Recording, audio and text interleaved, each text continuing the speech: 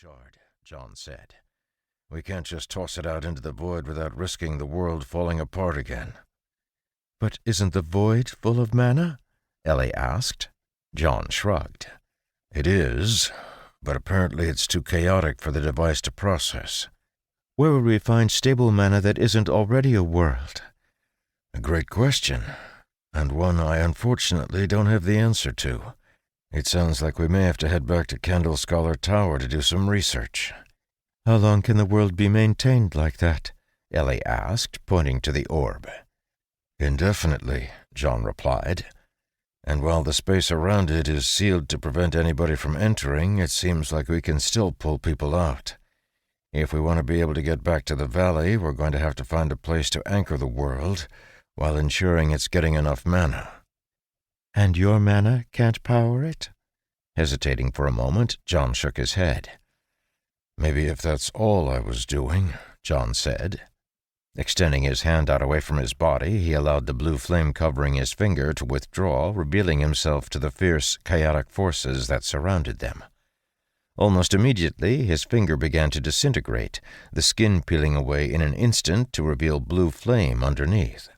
With a thought, John began to absorb the chaotic energy devouring the void itself, causing intense power to race through him.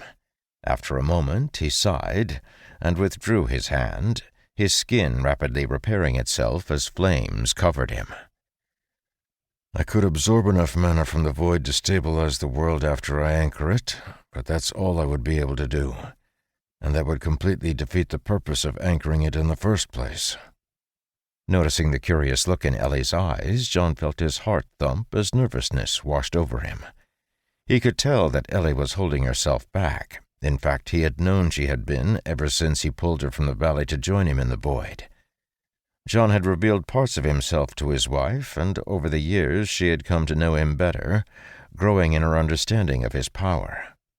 Figuring now was as good a time as any to have the conversation, John scooted back, giving Ellie the space to turn around, which she did, sitting cross-legged on Ferdie's broad back, facing her husband.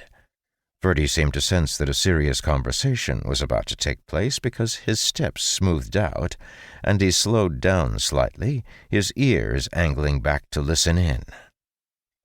"If you don't want to talk about it, we don't have to talk about it," Ellie blurted out, causing John to sigh and shake his head. "No, we should talk about it," he said. "It's important that you understand what you're getting into." "Have gotten into," Ellie corrected. "I've already gotten into it."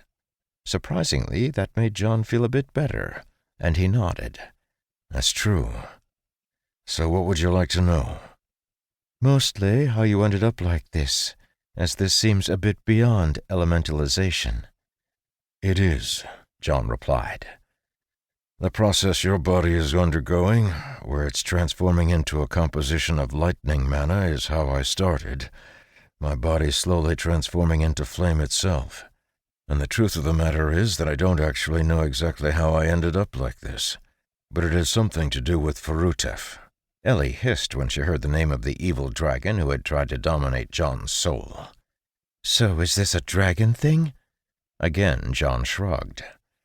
"No idea, but I don't think so. I think it's beyond that. When we were doing the image training to try to determine how our bodies would evolve, Ferutef tried to corrupt me, tried to turn my mental image of myself into a sort of draconic hybrid that he could take over. Instead, I managed to build a perfect human body, one completely free of any draconic influence.